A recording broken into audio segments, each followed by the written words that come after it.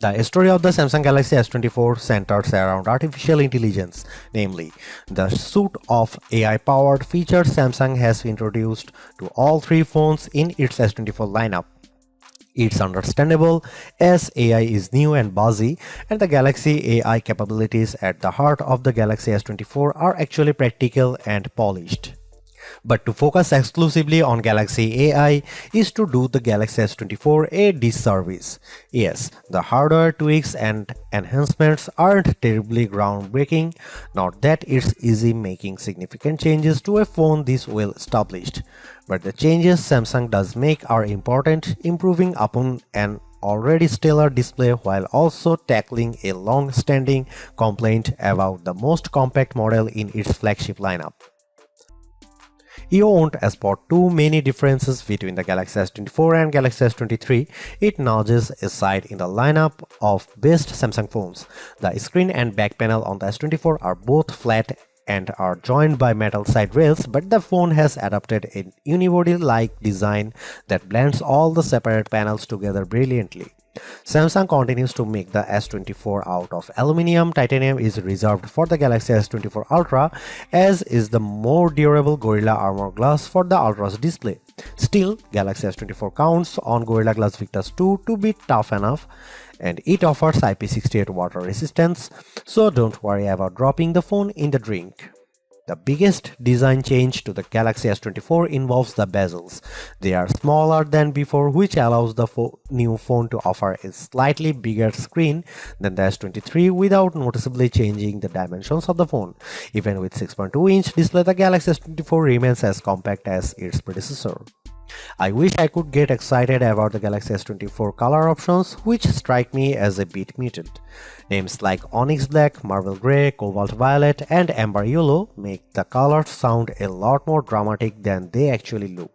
I would suggest heading to Samsung's online store, where exclusive options in blue, orange, and green at least add some variety to your choice. In terms of camera hardware, Samsung hasn't really touched a thing for this Galaxy S24 update. The 50 megapixel main camera, 12 megapixel ultra-wide shooter, and 10 megapixel telephoto lens with 3x optical zoom are exactly what you would find on the Galaxy S23. Even aperture and sensor sizes remain the same. In one sense, that shouldn't matter, as the Galaxy S23 was already one of the best camera phones, so you'd imagine that the Galaxy S24 should be just fine on the camera front. And that's before we get to some of the AI enhanced features Samsung has added to the S24 lineup. The trouble is Samsung's competitors have not stood still since last year. Now you can guys see some photo sample of Galaxy S24 and some comparison between S23 and S24 and iPhone 15.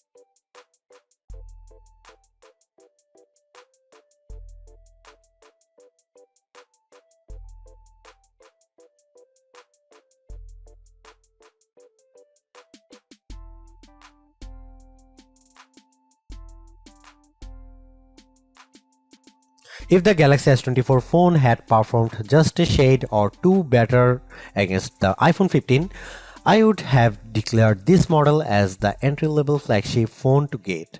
As it stands, this is still one of the best base model Galaxy S phones I have ever used, delivering a lot of value for $800.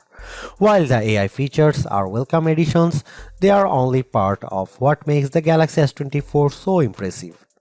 It's the bigger, brighter screen, longer lasting battery and stellar performance that make the phone device well worth getting, with Galaxy AI a nice add-on. Because the cameras haven't changed that much, I don't think anyone with last year's Galaxy flagship needs to concern themselves with upgrading. And perhaps even Galaxy S22 users can get one more year out of their device. Anyone with an older Galaxy flagship should run not walk to their nearest retailer to grab this new model. Perhaps the most impressive thing about the Galaxy S24 is the serious lack of FOMO you'll have if you opt for this phone over one of the more expensive models. Yes, the Galaxy S24 Ultra has the more impressive camera setup, but with the same Galaxy AI features and battery and performance improvements of its own, the Galaxy S24 is a worthwhile flagship in its own right. Thanks for watching. See you in the next one.